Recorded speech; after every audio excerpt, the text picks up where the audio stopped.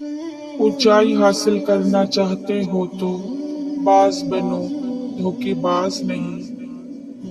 غصہ وہ سزا ہے جو ہم کسی اور کی غلطی پر خود کو دیتے ہیں۔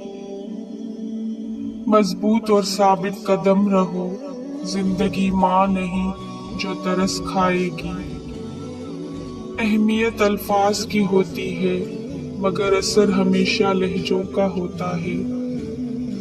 اتنی کوشش ضرور کیا کریں کہ کوئی آپ کی وجہ سے رب کے سامنے نہ روئے۔ زرد پتے جہاں سے ٹوٹتے ہیں سبز پتے وہیں سے نکلے تھے۔ غریبوں کی ہائے اور فارغ لوگوں کی رائے کبھی نہیں لینی چاہیے۔ جاہل کی ایک خصوصیت یہ بھی ہے کہ وہ پوری بات سننے سے پہلے جواب دیتا ہے۔ تکبر ایسے بے لگام گھوڑے کی سواری ہے جو آپ کو انتہائی ناپسندیدہ جگہ پر لا گراتا ہے۔ کوئی نہیں دیکھتا کہ آپ کسی کے لیے کتنا کرتے ہیں، وہ صرف وہی دیکھتے ہیں جو آپ نہیں کرتے ہیں۔